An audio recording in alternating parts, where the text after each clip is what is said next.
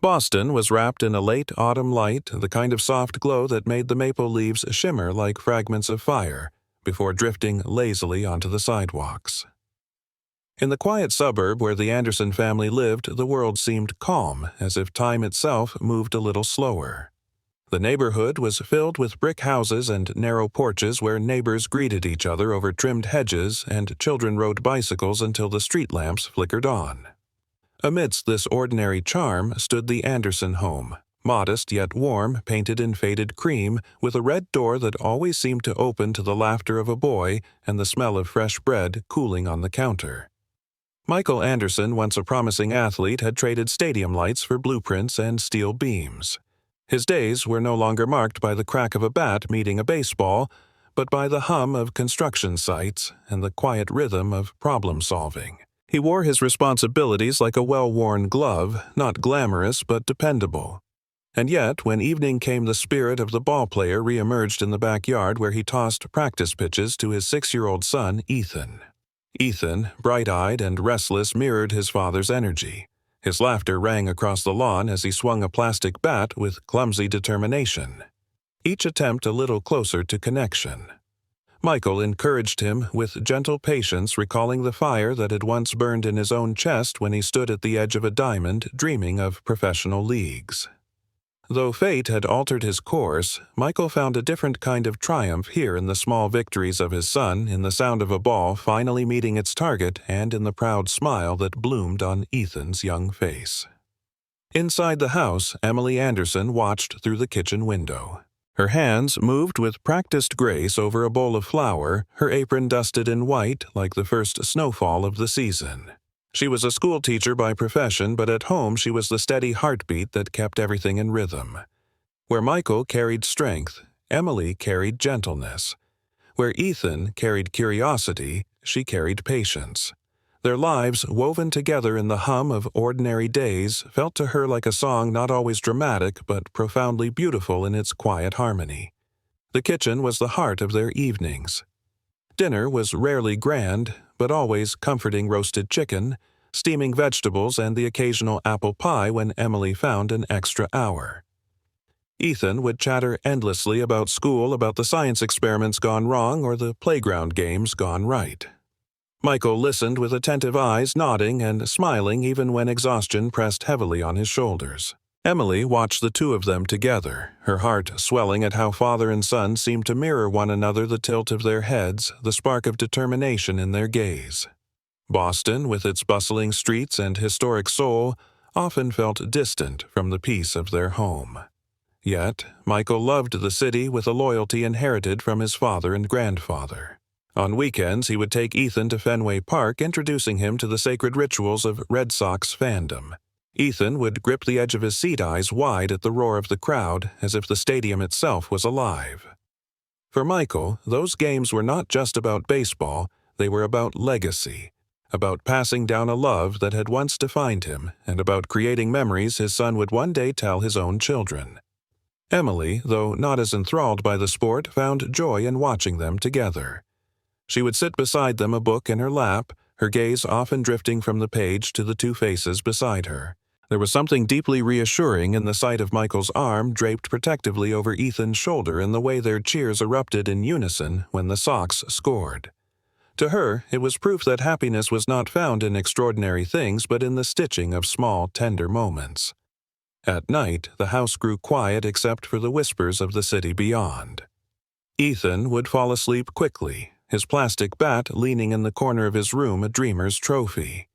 Michael and Emily would lie side by side, the silence between them, not heavy but companionable, filled with unspoken understanding. Sometimes Michael would press his palm to Emily's belly, though it was not yet round with expectation, and imagine the possibility of another heartbeat joining their symphony. Life in those moments felt secure.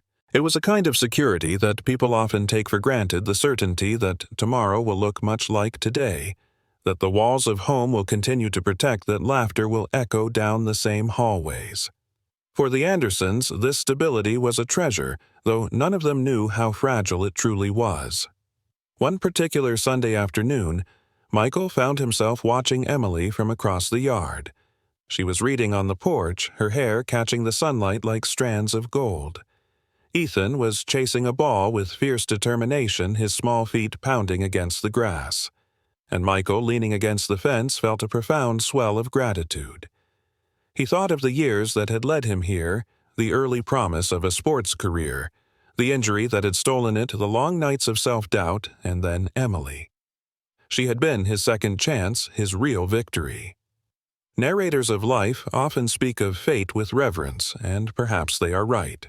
For Michael, the chain of events that had brought him to this yard, to this family, seemed more miraculous than any home run he had ever hit. He believed he had been spared the glory of stadium lights so that he might hold the glow of these smaller, more enduring flames.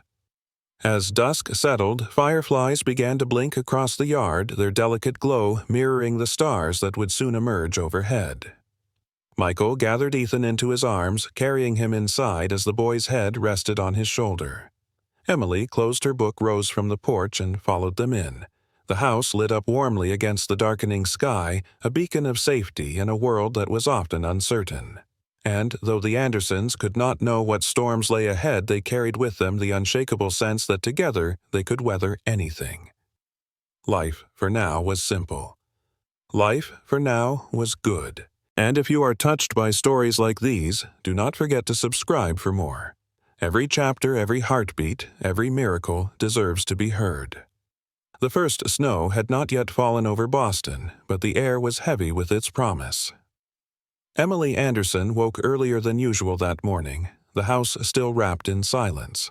The kitchen clock ticked steadily as she poured herself a glass of water, her body unusually restless.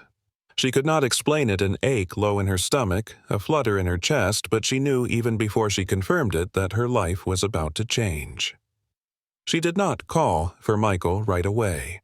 Instead, she stood by the kitchen window, watching the pale light slip across the yard where Ethan's toys lay scattered.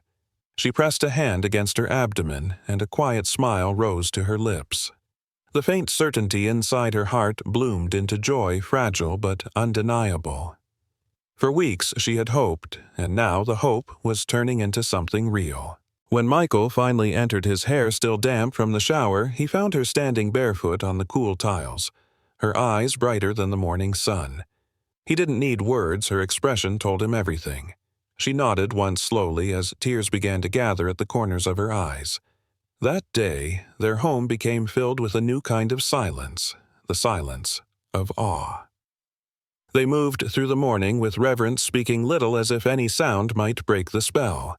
Michael kissed her forehead, lingering longer than usual, while Ethan, oblivious, demanded pancakes and a trip to the park.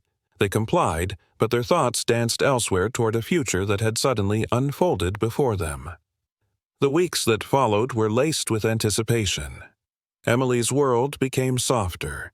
She measured her days in gentle waves of nausea and cravings for apples at midnight in the tender swell beneath her hand. Michael grew more protective, hovering without meaning to, carrying groceries, double-checking locks, offering an arm whenever they crossed icy sidewalks. Ethan was the most unfiltered of them all. At 6 years old, his mind was a kaleidoscope of wonder and impatience. The moment they told him, his eyes widened as if the universe had just granted him his greatest wish. He shouted that he wanted a brother, someone to play catch with, someone who would run across the yard without tripping over dolls. Emily laughed, brushing his hair from his forehead. Maybe a sister, she reminded him gently. Ethan wrinkled his nose, unconvinced, but he adjusted quickly. In his drawings at school, the stick figures of their family now included a fourth, small, wobbly, but always smiling. Teachers noticed his excitement, and Emily, with quiet pride, tucked each paper into a growing folder at home. As the second trimester approached, the Andersons prepared for the ultrasound appointment. Michael held Emily's hand as they sat in the sterile waiting room, the hum of machines, a steady background to their nervous thoughts. Ethan swung his legs from the chair, restless, clutching a toy car in his small hand.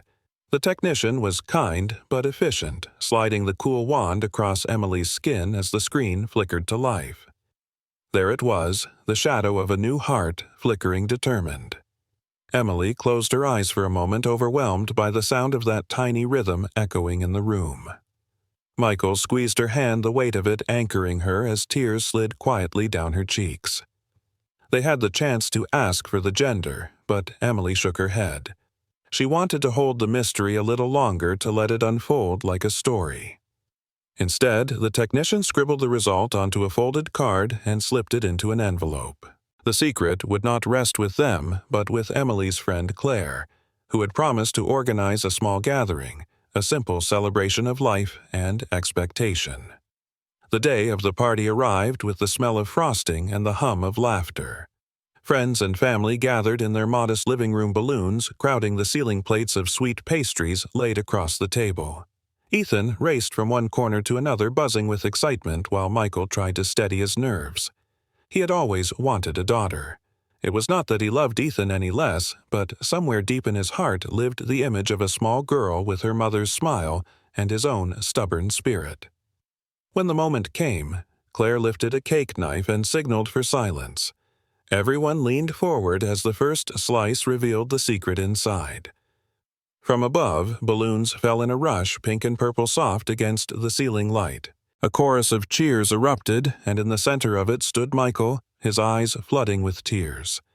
He pressed his lips against Emily's hair, pulled Ethan close and let the emotion pour through him. His dream was real. His daughter was coming. He spoke, then his voice breaking with joy that he would teach her to throw a baseball, that she would not be confined by boundaries of expectation.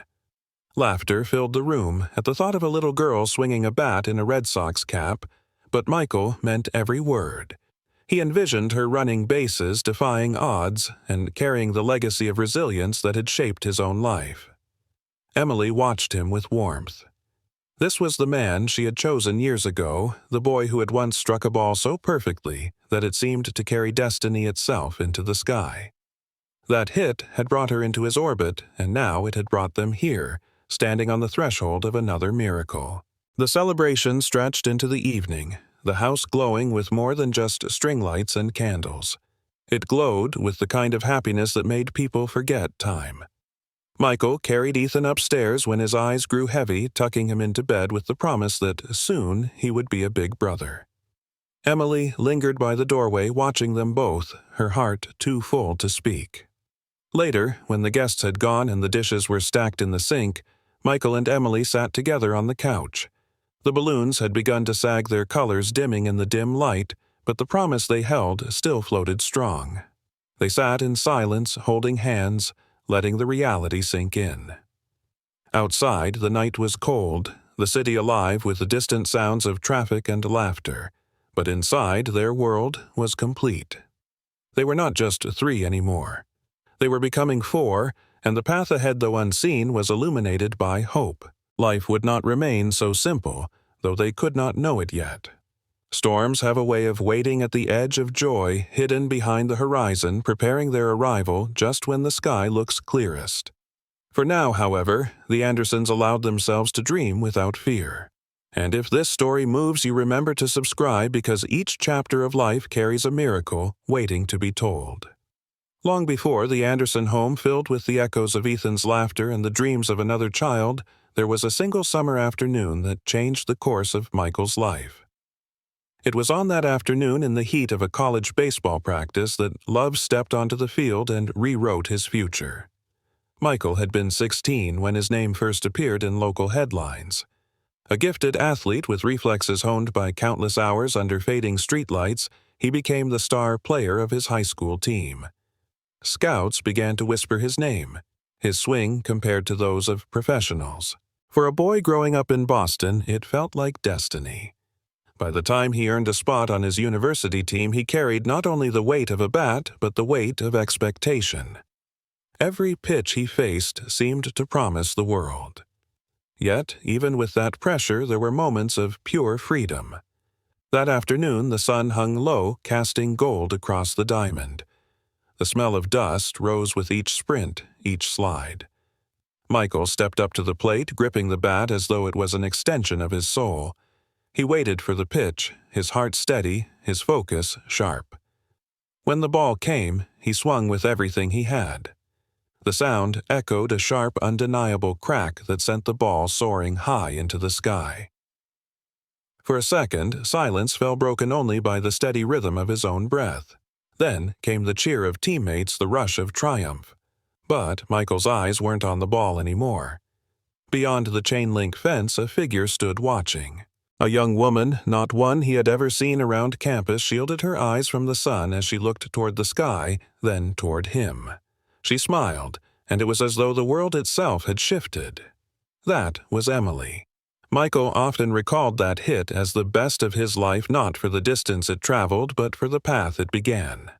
Emily had been coaxed to the field by a friend, uninterested in sports but open to the warmth of the afternoon. She admitted later that she had barely watched the game until that moment. Something about the way Michael carried himself, the unguarded joy that flashed across his face, drew her in. Their paths crossed again days later in the quiet of the campus library. Michael, his arms still sore from practice, recognized her instantly. Emily sat near a window, her notebook filled with neat lines of handwriting, her brow furrowed in concentration. He paused, then approached, nervous in a way the baseball diamond had never made him feel. Words stumbled, but smiles carried the rest. What began as casual conversations turned into long walks across campus. They spoke of books, of ambitions, of family. Emily dreamed of teaching children, shaping small lives with patience and care. Michael confessed that baseball was his love, but not his entire identity. For the first time, he allowed himself to imagine a life beyond the game. Seasons shifted. The autumn leaves painted the city crimson and gold, then gave way to the quiet hush of winter snow. Their bond deepened not through grand gestures, but through the quiet certainty of presence. Emily was there after long practices, offering encouragement when exhaustion weighed heavy. Michael was there during her exams, slipping notes of reassurance into her textbooks. There was no dramatic declaration, no fireworks. Instead, love revealed itself in simple constancy. By the time graduation neared, they were inseparable, two threads intertwined by choice and by fate. But fate is rarely without complication. During his final year, Michael's shoulder gave way under the strain of countless swings. What seemed like a minor injury grew into something permanent. Doctors spoke in gentle tones about limits, about the dangers of pushing further. The professional dream he had carried since boyhood slipped away, not with a roar, but with a quiet inevitability. Michael grieved that loss more deeply than he admitted. Yet, through the haze of disappointment, Emily remained. She reminded him that life was larger than one dream, that his worth was not defined by a stadium's roar. Slowly, he learned to let go. He traded the bat for textbooks on engineering, finding purpose in building foundations rather than chasing fly balls. It was not an easy transition, but it was one softened by love. Their wedding was held in a small church tucked in the heart of the city. Friends and family filled the pews, the air heavy with joy. Michael stood at the altar, his hands trembling as Emily walked down the aisle, her smile steady, her eyes unwavering. When he spoke his vows, he could not resist recalling the moment their lives had collided.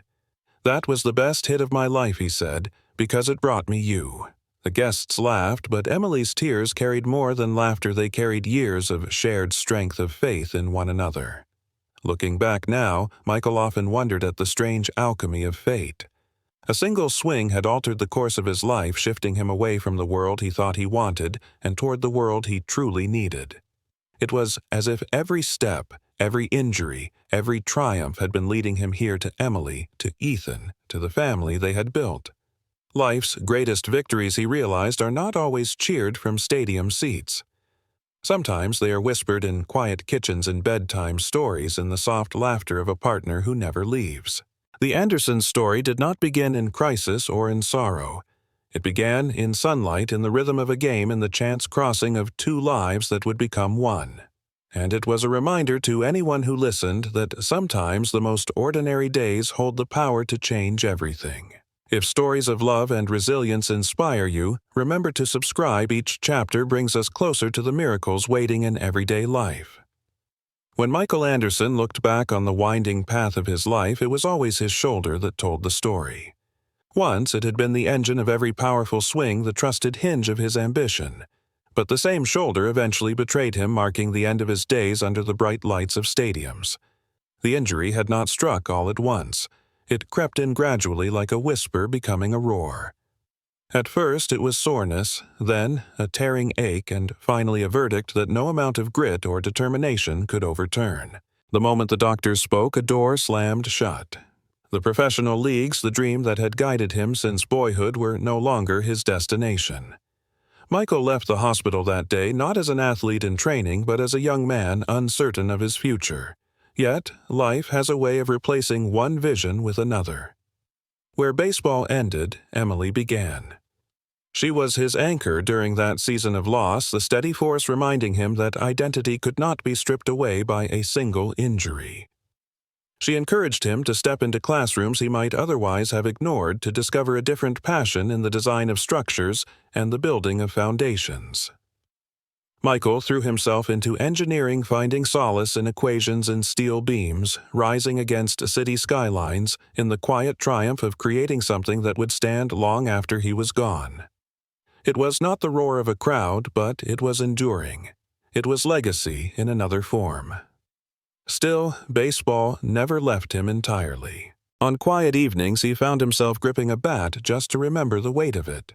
Sometimes, when Fenway Park lit up the Boston sky, a pang of longing passed through him like an old injury flaring in the cold.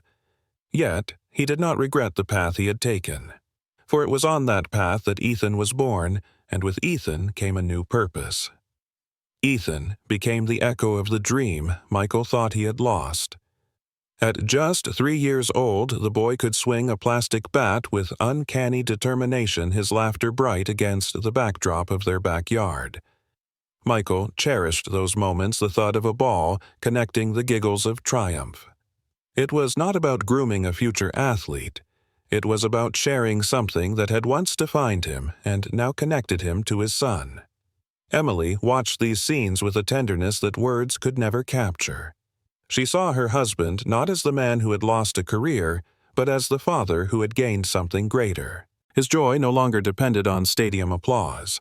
It was found in Ethan's squeals of delight, in the warmth of family dinners, and the sound of his wife's laughter carried through the kitchen. When the news of another pregnancy arrived, the Andersons felt as though the universe was offering them a second chance at a dream.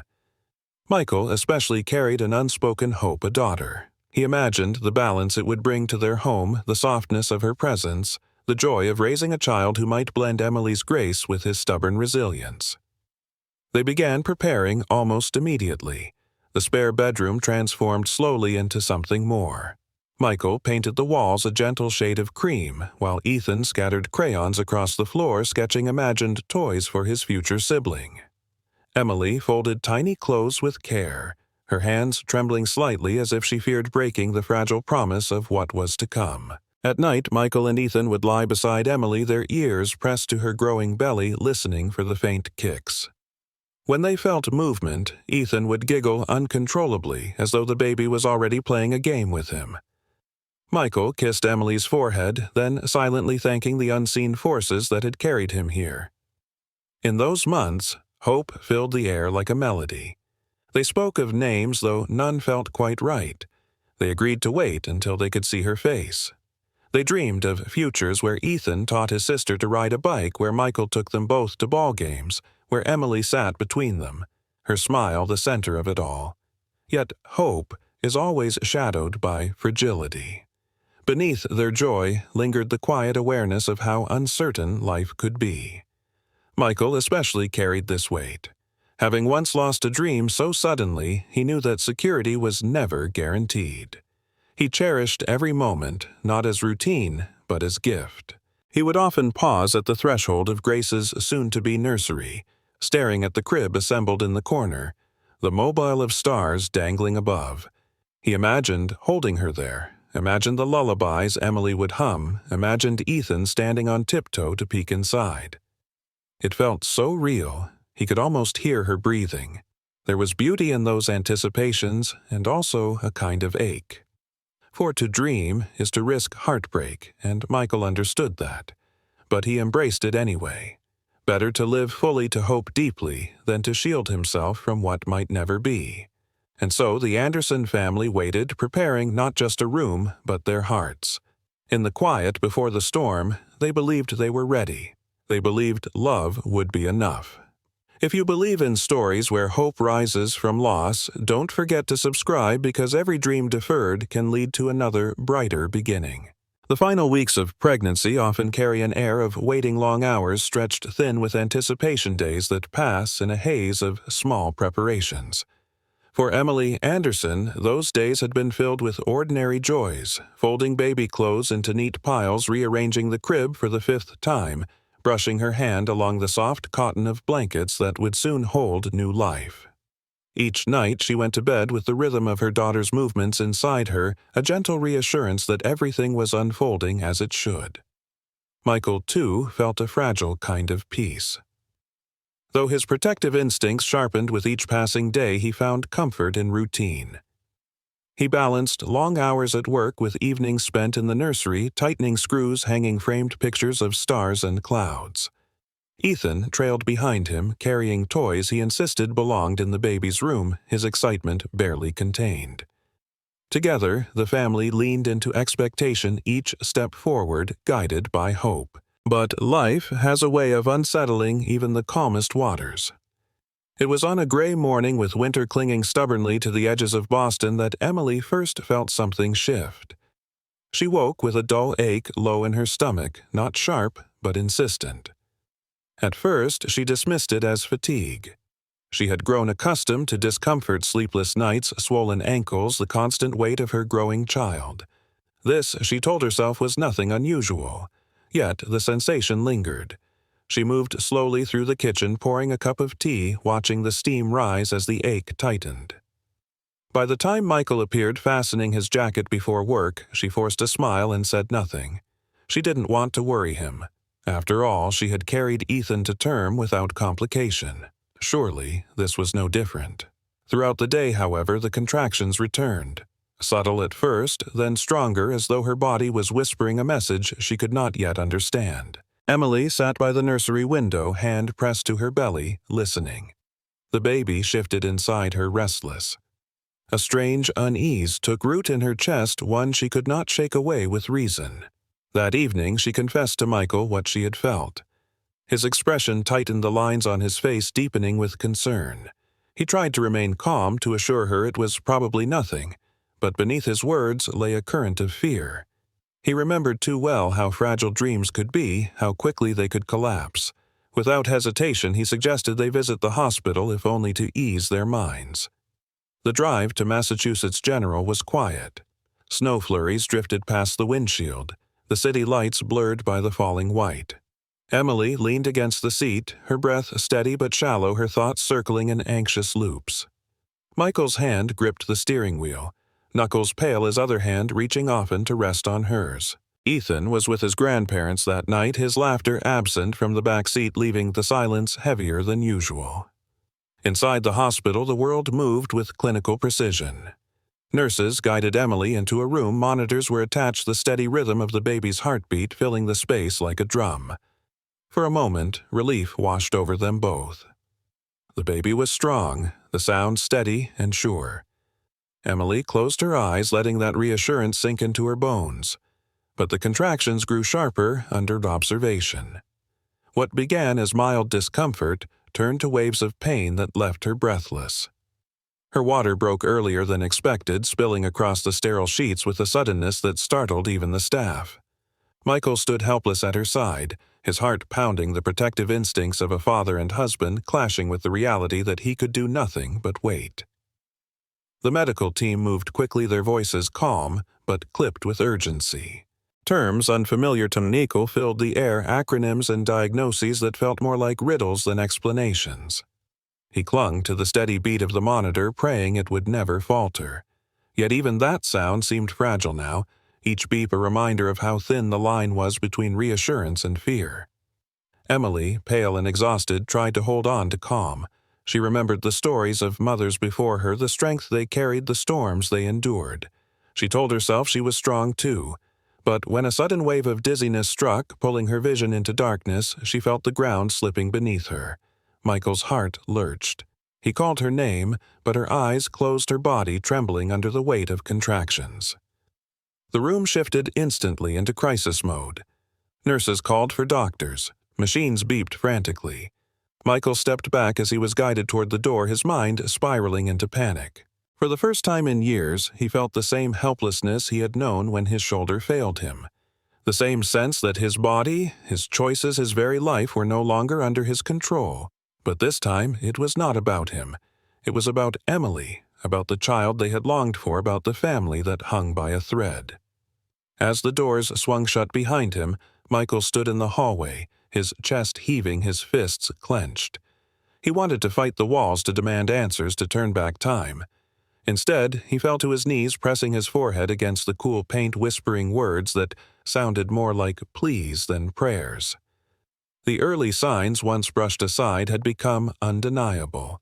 Something was wrong, and though the night was still young, Michael knew with a bone-deep certainty that it would test every ounce of strength he had left.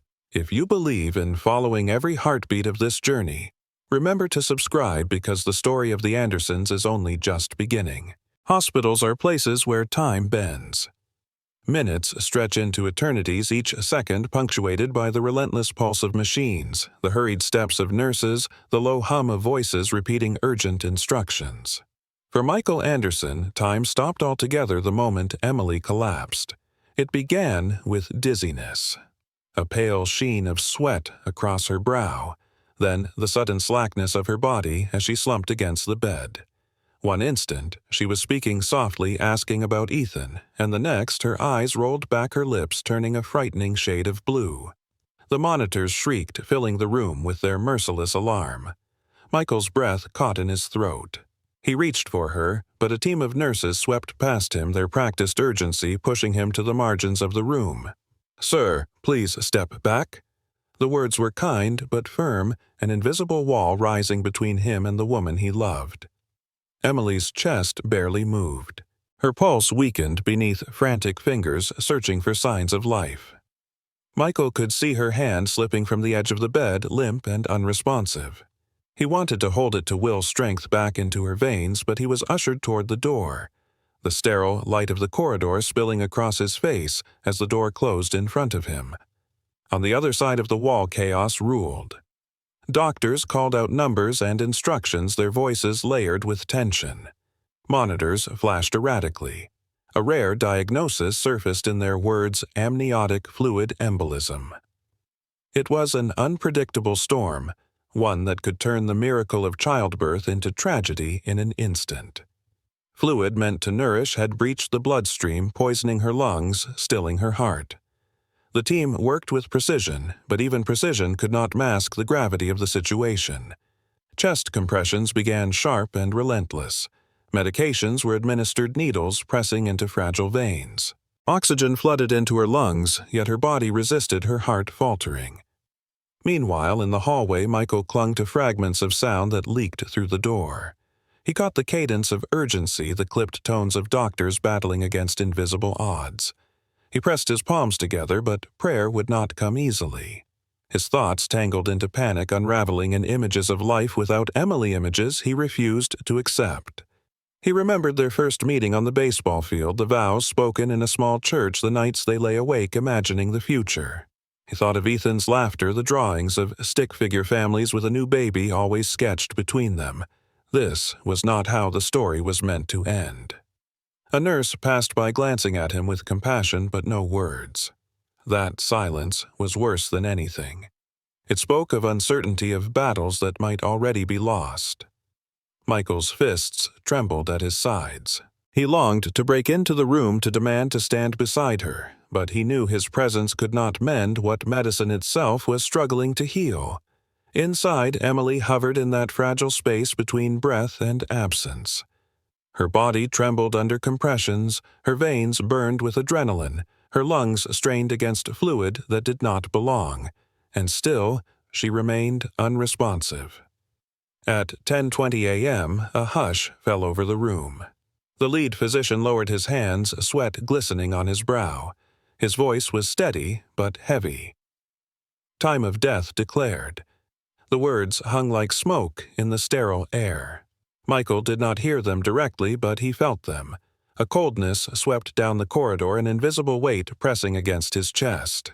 He slid down the wall, his head resting against the paint, his breath shallow and uneven.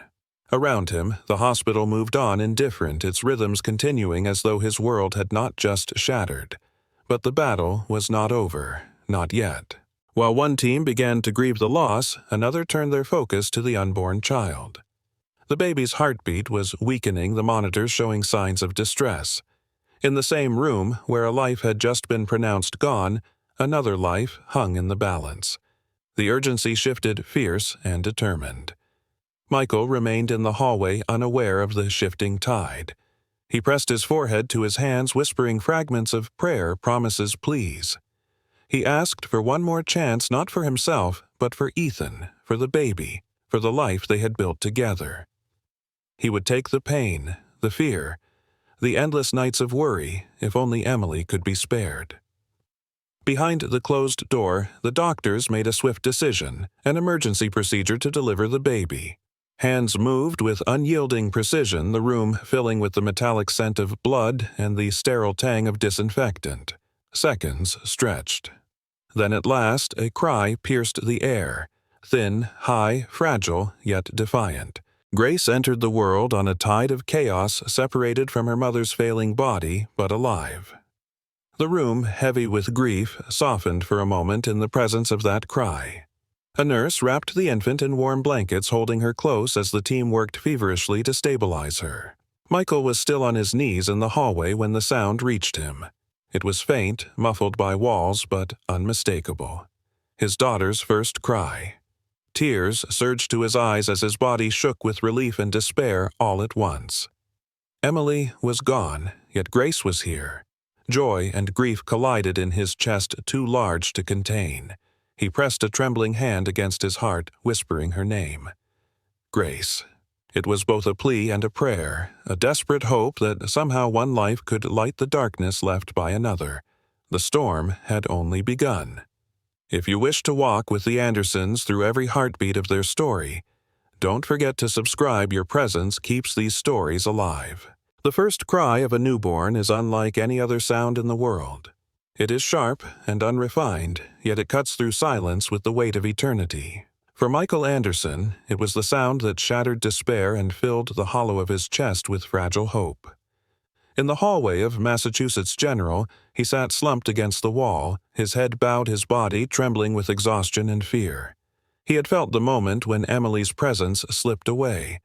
Though no one spoke to him directly, the air itself seemed to carry the weight of the declaration. She was gone. The love of his life, the woman who had anchored his every dream, had vanished into silence. And then, piercing the grief, came the cry. High, thin, and defiant. His daughter had arrived. Michael raised his head, disbelief mingling with awe. Tears blurred his vision as he pressed a shaking hand over his mouth. The sound grew stronger, echoing through sterile corridors, pulling him to his feet. It was as if that cry carried a message: not everything is lost. Inside the operating room, the atmosphere shifted. Moments earlier, the staff had bowed their heads in quiet acknowledgement of death, yet now their focus sharpened. A nurse wrapped the tiny girl in blankets, her small chest rising and falling with surprising strength. Her limbs flailed weakly, but her voice refused to be silenced. She was alive. Against all odds, she had survived the storm that had consumed her mother. The doctor glanced at the clock recording her time of birth, and 23 a.m. A life beginning even as another had ended. The juxtaposition was unbearable, miraculous, and heartbreaking all at once. Michael stood at the edge of the waiting area when a nurse approached, her eyes soft with compassion. In her arms, swaddled tightly, was a bundle of pink. Michael's breath caught. His trembling hands reached out, and for the first time he held Grace. She was impossibly small, her skin flushed, her eyes squeezed shut. Yet in her fragility he saw strength. Her cry faded as she nestled against his chest, her warmth spreading into him like a flicker of fire in the cold.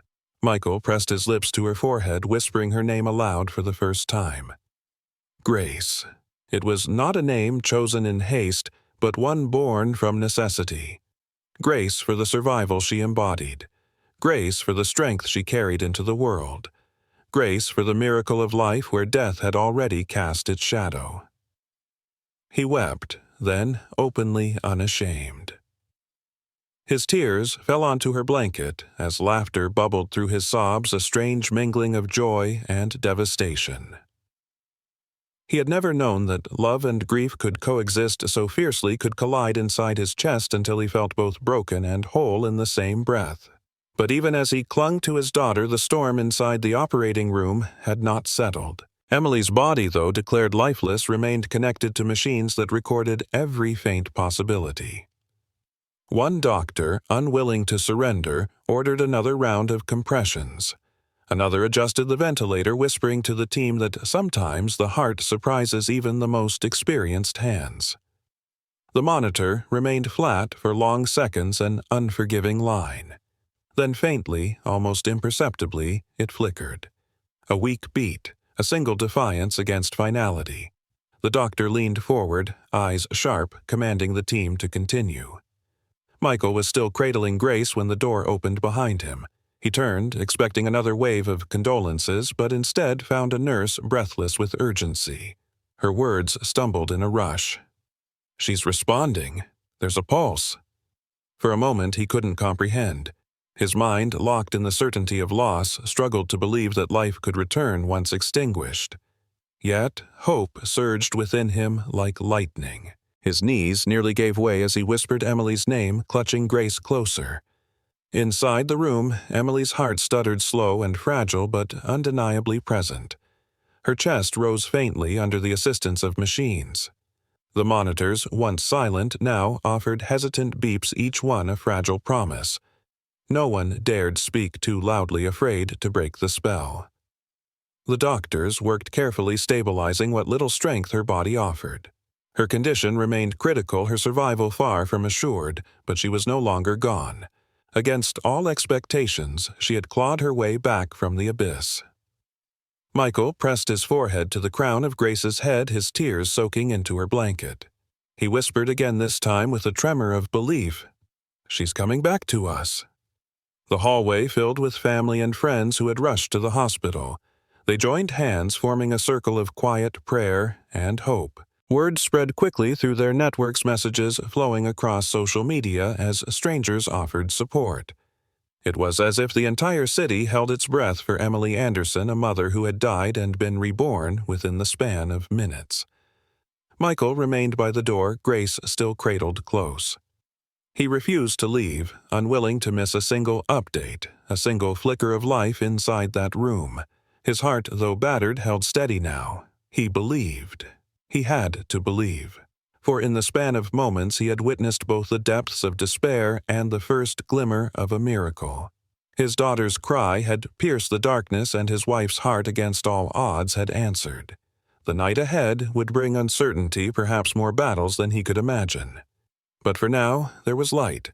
For now, there was Grace. If you want to keep walking beside Michael, Emily, Ethan, and Grace through every trial and triumph, don't forget to subscribe, because their story of love, loss, and miracles is far from over. There are moments when hope feels too delicate to touch, as though even the brush of a fingertip might shatter it.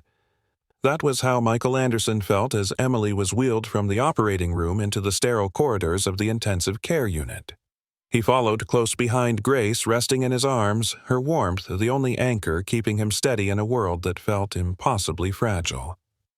Emily lay motionless on the hospital bed, her face pale against the white sheets, her chest rising and falling only with the help of machines.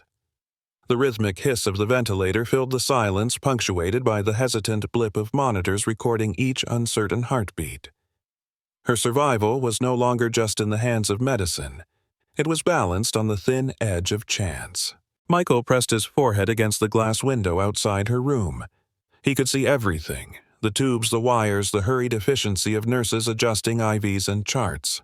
Yet she seemed so far away, as if she were already part of another world, one he was forbidden to enter.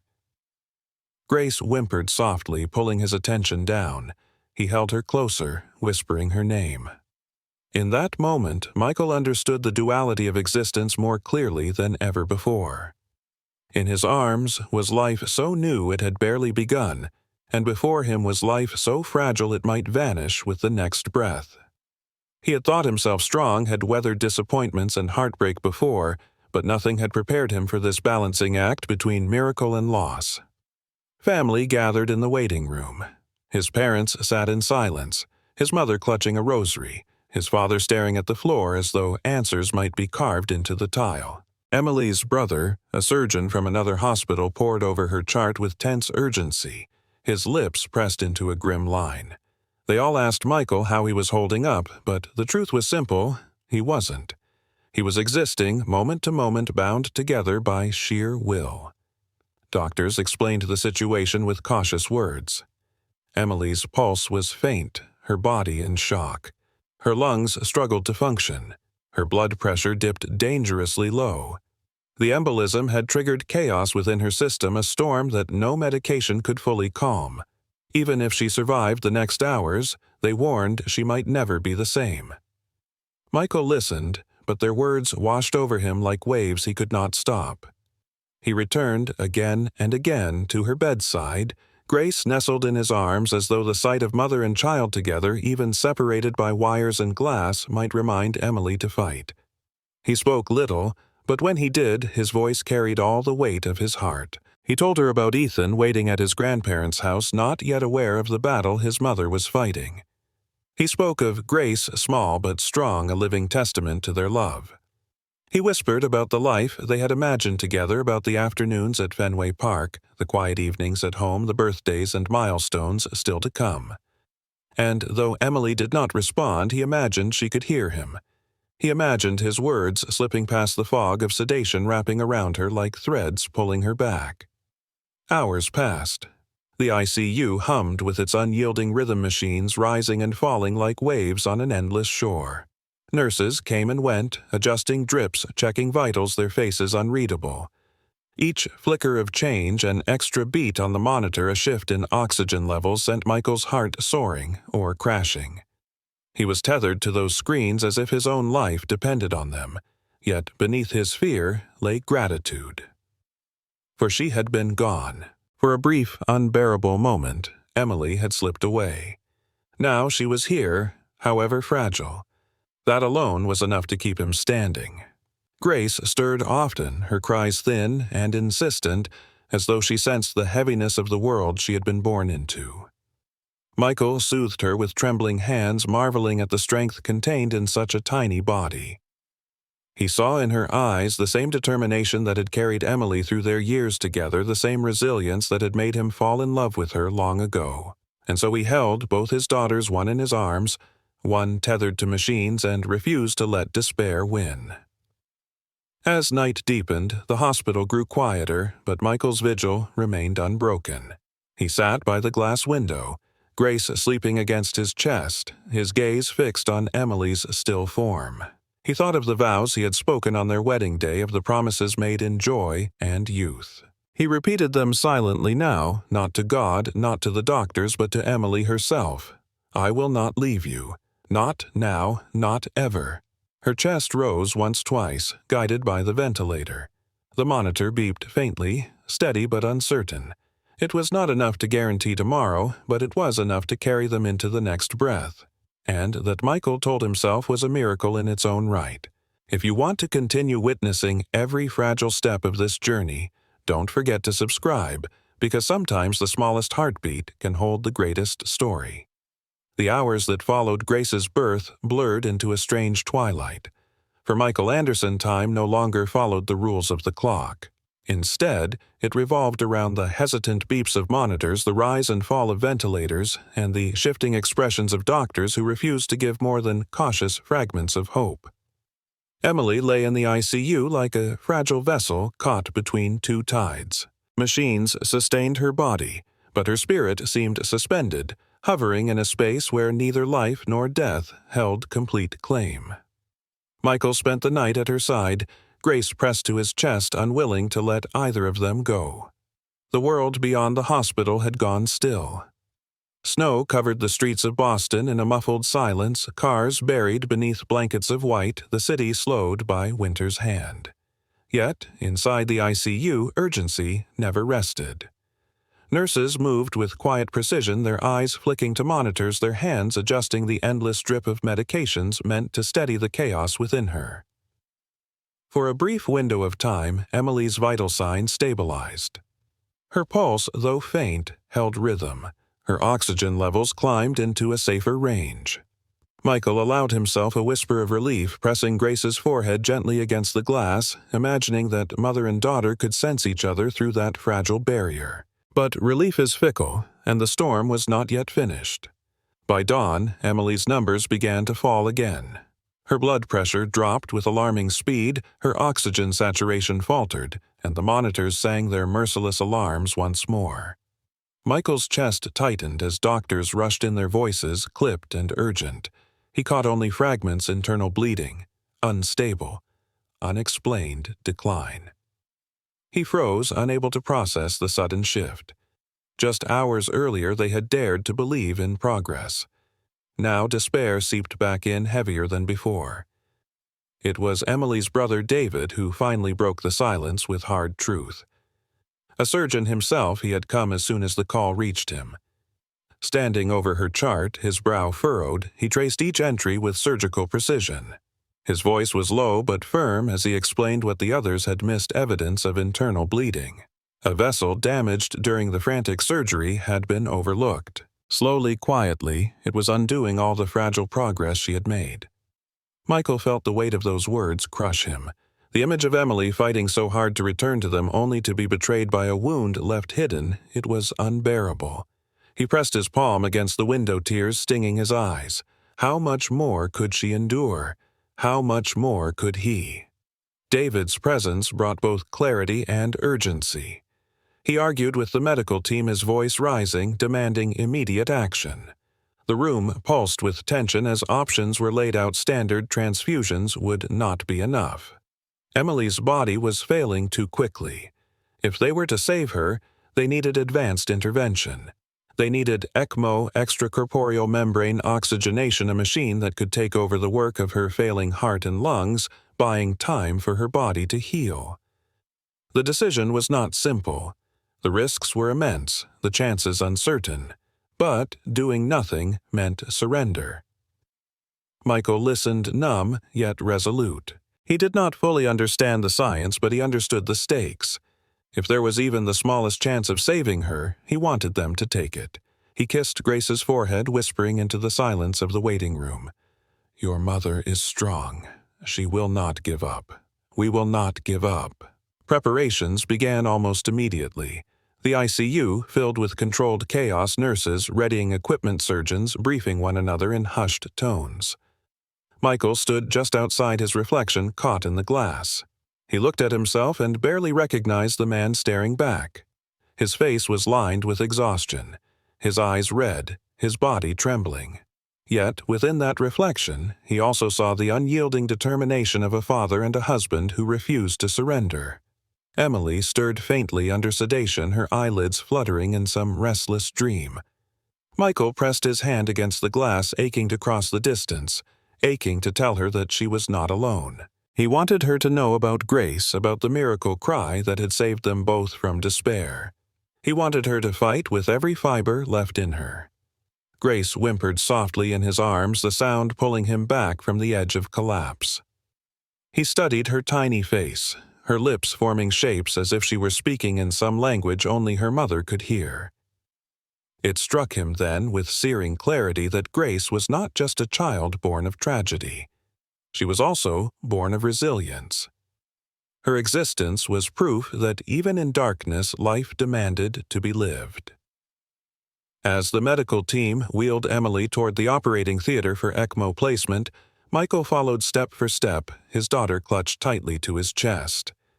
He whispered promises into the silence of the corridor that they would survive this, that they would find their way back to each other, that their family would not end here. The doors closed, and once again he was left behind. The waiting room seemed colder now, emptier, as though every shadow had deepened. He sat with Grace curled against him, listening to the distant hum of machines and the echo of footsteps. He imagined Emily's face, imagined her hand in his, imagined the possibility of tomorrow. Between life and loss, there exists only the fragile thread of hope. That thread was all Michael had left, and he clung to it with everything he was. If you believe in holding on to hope, even when the world falters, remember to subscribe, because The Andersons' journey is not just survival. It is the story of love that refuses to die. The human body has limits, and Emily's had been tested beyond anything Michael Anderson could have imagined. For a brief, fleeting span, hope had returned. Machines had steadied her rhythm, transfusions had lifted her color, and the ICU had settled into a fragile calm. But it was only the eye of the storm. In the still hours before dawn, the monitors began to falter again. First, a subtle dip in blood pressure, then a sudden crash in oxygen saturation. The beeps grew frantic, each alarm slicing through the quiet like a knife. Michael shot to his feet, Grace pressed tightly against his chest, his heart pounding in synchrony with the chaos unfolding inside. Doctors swarmed Emily's bed. Their movements were urgent, precise, but edged with desperation. Words like arrest and code filled the air, fragments of terror Michael couldn't push away. He could see her body tremble under compressions, her face pale as porcelain, her chest refusing to rise on its own. She was slipping again. Michael staggered to the glass, his palm flat against the cold surface. He whispered her name over and over as though repetition could tether her to this world. He thought of Ethan still asleep at his grandparents' house, blissfully unaware. He thought of Grace, only hours old, breathing against his chest. And he thought of himself standing in this unbearable limbo, watching the woman who had carried his entire life within her drift away for the second time. Emily's brother David entered the room in a rush. His eyes scanned the monitors, his voice commanding. He knew what was happening, the internal bleeding, the collapse of lungs, the heart failing under relentless strain, and he knew the only option left. ECMO, he told the team. The word hung heavy in the air, a last resort. Extracorporeal membrane oxygenation, the machine that would take over her heart and lungs, buying her body time to heal. Without it, she had no chance. With it, the risks were monumental, but it was all that remained. Michael pressed his forehead to the glass, unable to breathe. He did not understand every detail, but he understood the stakes. It was the difference between clinging to life and surrendering to death. He whispered again, hoarse and broken, "Might Emily, please fight." The team prepared for transfer to the surgical suite. Tubes and wires were secured, orders rattled off in quick succession. Michael stood frozen as the bed began to roll Emily's body so still amidst the flurry of movement. He felt the walls closing and the weight of helplessness crushing him. Then, instinctively, he made a choice. He clutched Grace to his chest and followed until the nurses stopped him at the double doors. For a moment he could only stare, the separation unbearable. Then he spoke, his voice shaking but clear. "Please, just let her feel our daughter. Once." The staff hesitated. Rules were strict protocols, unwavering. Yet, in the face of such desperation, compassion broke through. They nodded, allowing him a single moment. Michael stepped forward, his arms trembling as he lowered Grace toward her mother. Emily's chest rose faintly under the ventilator, her eyelids unmoving, but her body was still there, still fighting. He placed Grace gently upon Emily's chest, arranging the blankets so their warmth touched. The baby stirred, her tiny fists pressing against the fabric, her head nuzzling instinctively toward the heartbeat she had known for 9 months. For a brief second, the room seemed to pause. The machines still beeped, the ventilator still hissed. But over it all was the sight of mother and daughter connected, fragile, but unbroken. Michael bent low, his tears falling onto the blanket. His voice cracked with emotion, but he spoke with the strength of every vow he had ever made. "Emily, her name is Grace. She's perfect. She's here waiting for you. Please, come back to us." And though Emily remained unconscious, something shifted. A faint flicker appeared on the monitor, a heartbeat steadier than before. It was not victory, not yet, but it was enough to send a shiver of hope through the room. The nurses gently lifted Grace back into Michael's arms, ushering him away as the surgical team took over. He kissed his daughter's forehead, whispering promises through tears. "She felt you," he told her softly. "She knows you're waiting." The doors closed, and once again Michael was left in the hallway, his reflection trembling in the glass. He pressed Grace to his chest, rocking her gently, praying that the bond between mother and child had awakened something even medicine could not measure. Minutes turned into hours as the surgery began. Machines would soon take the place of Emily's lungs. Blood coursing outside her body, oxygenated and returned, buying her the time she desperately needed. Michael sat in the waiting area. Grace cradled close his thoughts, a storm of memories and hopes. He thought of the baseball field where they had met, the vows they had exchanged, the laughter that had filled their home. He thought of a future he refused to let go of, no matter how fragile it seemed.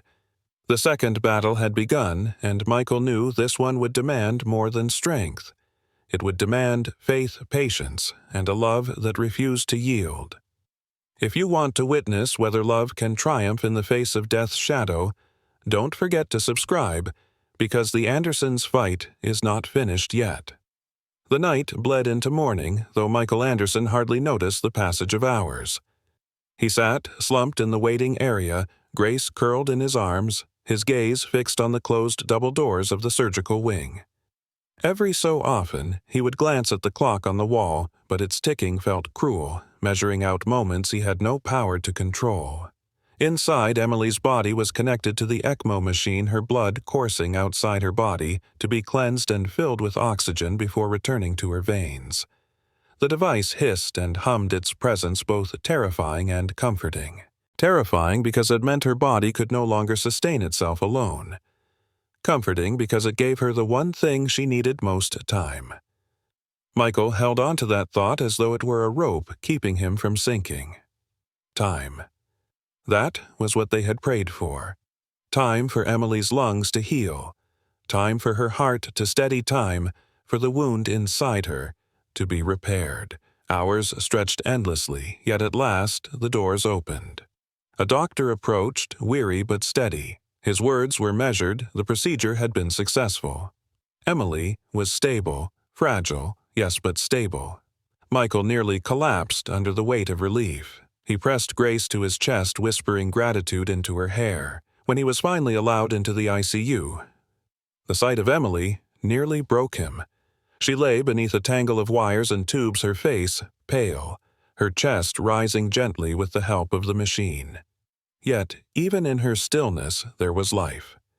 Real, undeniable life. Her heart was beating. Her blood was flowing. Michael sat at her side, resting Grace on his lap. He reached for Emily's hand, careful not to disturb the IV lines, and whispered to her. He told her she had survived the second battle. He told her their daughter was strong, that she had felt her mother's presence, that she was waiting for her. Days passed in that liminal space between fear and hope. Emily remained unconscious at first, kept under sedation to allow her body to rest. Michael never left her side. Family came and went, offering food he never touched, urging him to sleep, but he refused. He believed that if he stayed, she would somehow sense him, and that his presence would tether her more firmly to this world. Then, slowly, change began to appear. A flutter of her eyelids, a faint shift in her fingers. The monitors reflected the progress first, but it was the smallest movement of her hand against his palm that nearly undid Michael. Tears filled his eyes as he leaned closer, whispering her name. It was another day before she truly woke. Her eyes opened slowly, unfocused at first, her body heavy with exhaustion. Confusion flickered across her face, followed by the weight of memory pressing down. Michael was there instantly, his hand in hers, his voice steady, though his chest trembled with emotion. "You're here," he whispered. "You made it back." Emily's lips parted, her voice a rasp, barely audible. Yet the words were clear enough, Grace. Michael nodded, quickly lifting their daughter from her bassinet beside the bed. He placed the baby gently into Emily's arms, supporting both as if they were porcelain. Emily stared down at her daughter, tears spilling freely. Her hand brushing over the tiny face she had longed to see. For the first time, mother and daughter were truly together, skin to skin, life to life.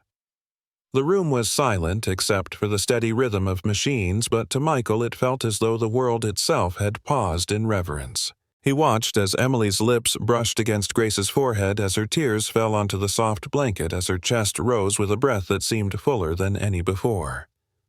Ethan was brought in later that day, shy at first in the intimidating setting of the ICU. Michael lifted him onto the chair beside the bed. Emily reached for her son with weak but steady arms, pulling him close. Ethan buried his face into her shoulder, whispering a muffled, "I missed you, Mom." It was in that moment Michael felt the circle close the four of them together, fragile but whole.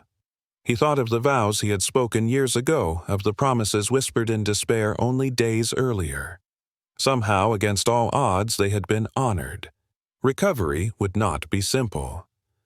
Doctors warned of long weeks ahead of careful monitoring of the scars, both physical and unseen, that Emily would carry. She might never regain the full strength she once had. She might face moments of fear, of pain, of doubt, but she was alive. And for Michael, that was enough. That night, as the hospital quieted and the lights dimmed, Michael sat in the chair beside Emily's bed. Grace slept peacefully in her bassinet, Ethan nestled against his grandmother in the waiting room. Emily dozed lightly, her hand resting in his. For the first time since the nightmare began, he allowed himself to close his eyes not in despair but in gratitude. Outside, the first rays of dawn broke through the winter clouds, casting pale light over the city of Boston. To others it was just another morning, but for the Andersons, it was a new beginning. If you believe in the power of love to pull us back from the edge, don't forget to subscribe, because every dawn like Emily's carries the promise of another chance. Spring came slowly to Boston that year. Snow melted from rooftops in quiet rivulets, and the stubborn gray of winter gave way to tender green shoots pushing through the soil. For the Andersons, each new leaf felt like a mirror of their own journey, fragile, improbable, but resilient enough to thrive after the storm. Weeks had passed since Emily's return from the edge. Recovery was not swift, but it was steady. The machines that once breathed for her had been silenced. The transfusions had ceased. The tubes and wires that once tethered her body to survival had been removed one by one, leaving behind scars that would never fully fade. Yet, when Emily looked at those scars, she did not see loss. She saw survival. She saw the price of life, and she accepted it with grace. Michael never left her side through those weeks. He learned how to adjust her pillows when breathing grew difficult, how to measure medications, how to soothe Grace in the middle of the night so Emily could rest. Ethan, once too young to grasp the enormity of what had happened, adapted quickly to his new role as big brother. He hovered protectively near Grace's crib, reading to her in halting words, tracing her tiny fingers with wonder. When Emily was finally discharged, stepping out of the hospital into the cool breath of spring, it felt like a resurrection. The air was sharp and clean, the sky stretched wide and forgiving. She held Grace against her chest, her arms weak but determined, while Michael supported her on the other side. Ethan skipped ahead, clutching a baseball glove in one hand, already asking if his mom was ready to watch him play in the yard. Life at home carried a different rhythm now. The nursery, once prepared in hope and then shadowed by fear, had become a sanctuary of new beginnings. The cream-colored walls glowed softly in the afternoon light. The mobile of stars turned slowly above the crib as Grace slept her breaths even and steady. Emily often sat by her side, tears gathering as she watched the child she had nearly never known. Michael found peace in ordinary routines. He cooked meals, helped Ethan with homework, and stole quiet moments to watch Emily cradle their daughter. At times, he still woke in the night, haunted by the echo of flat-lined monitors, the hollow silence that had followed the declaration of death. But then he would hear Grace stir, or feel Emily's hand slip into his, and he remembered that the nightmare had yielded to a miracle. One evening, as twilight painted the sky in a lavender and gold, Michael took his family to the park. It was a simple ritual, an ordinary day in an ordinary place. Ethan brought his bat and ball, eager to play. Michael pitched gently, his laughter carrying across the grass as Ethan ran the bases he had drawn with chalk. Emily sat on the bench nearby, Grace nestled in her arms, watching the scene unfold. For Michael, the sight was more than just a game. It was a symbol of everything they had endured. The boy who had once dreamed of a baseball career had found something far greater: the joy of watching his son chase that same dream, the comfort of knowing his daughter would grow up with stories of survival, the strength of a wife who had fought harder than anyone he had ever known. Emily leaned her head against the back of the bench, her smile soft but unwavering. She was not the same woman she had been before the experience had changed her. Shadows lingered in her eyes, reminders of the fragility of life. Yet, alongside those shadows burned a brighter light and a determination to live each moment fully. As the sun dipped below the horizon, the family gathered together. Michael wrapped his arm around Emily. Ethan pressed against her side, and Grace cooed softly in her sleep. For the first time in what felt like forever, Michael allowed himself to exhale without fear. He thought of the journey that had carried them here, the joy of expectation, the terror of loss, the miracle of return. He thought of the prayers whispered against hospital walls, of the circle of hands joined in desperate hope, of the cry of a newborn that had pierced despair. And he thought of tomorrow not as something promised, but as something earned. Life, he knew, would never be free of hardship. There would be challenges, setbacks, and moments of doubt, but there would also be laughter birthdays, quiet dinners, and games played under summer skies. There would be Grace's first steps, Ethan's first home run, and countless moments stitched together into a story worth living. The Andersons had learned what many never do until it is too late, that love is not measured in the absence of pain, but in the courage to endure it together. And so they chose day after day to hold each other close, to speak gratitude aloud, to celebrate even the smallest of victories. As night settled and the first stars appeared overhead, Michael whispered silently to himself, a promise not just to Emily, not just to their children, but to the fragile beauty of life itself. We will not waste a single day. And for those who listened to their story, who walked beside them through despair and miracle, the lesson was clear. Even in the darkest night, dawn can break. Even in the shadow of death, love can triumph. If this story has touched you, remember to subscribe, because the promise of tomorrow is one we all share, and every story of love and survival deserves to be heard.